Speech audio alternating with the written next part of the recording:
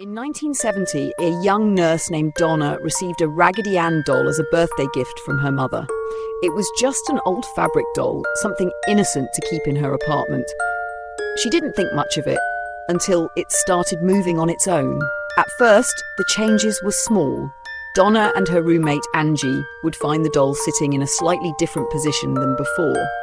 They brushed it off, thinking one of them had moved it without realizing it, but soon it became impossible to ignore.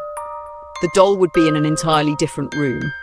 Doors would be locked, windows closed, and yet somehow Annabelle would appear somewhere else. Sometimes Donna would leave it on the couch, only to find it later sitting on her bed, arms crossed, legs stretched out, as if it had walked there itself. Then the notes started appearing. Small pieces of parchment paper scrawled in childlike handwriting saying, "Help me."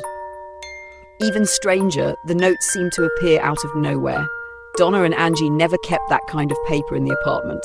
And then came the blood. One evening, Donna returned home and found Annabelle sitting on her bed. This time there was something dark red on its hands and dress. It looked like blood, fresh and smeared. That was the final straw.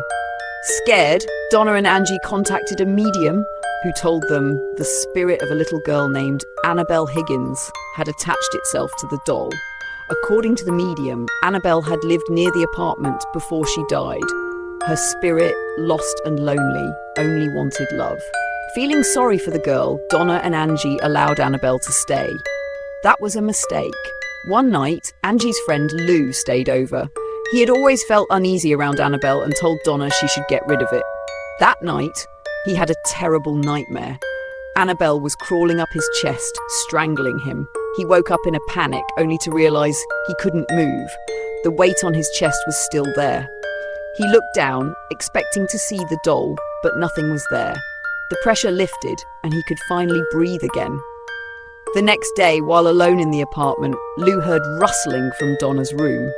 Thinking someone had broken in, he pushed the door open, only to find Annabelle sitting in the corner. As he stepped closer, something attacked him. Sharp pain shot across his chest, and when he looked down, he saw deep claw marks, 7 long scratches, burning, fresh and bleeding. By the next day, the wounds were gone, but Lou was done. He begged Donna to get rid of the doll. That's when she called Ed and Lorraine Warren. The Warrens, famous paranormal investigators, immediately sensed something dark attached to Annabelle. Lorraine Warren confirmed what Lou already feared. This wasn't Annabelle Higgins. It was something else. A demon. The entity had never been a little girl. It had used the name to gain their trust. If Donna had kept the doll any longer, the spirit could have fully possessed her. The Warrens took Annabelle, sealing it inside a special glass case at their occult museum, where it remains to this day. But that didn't mean the doll lost its power. One day, a young couple visited the museum. The man mocked Annabelle, knocking on the glass case and laughing. Lorraine warned him to respect the doll, but he didn't listen. On their way home, the couple crashed their motorcycle. The man died instantly. Lorraine Warren later said he challenged the doll and paid the price.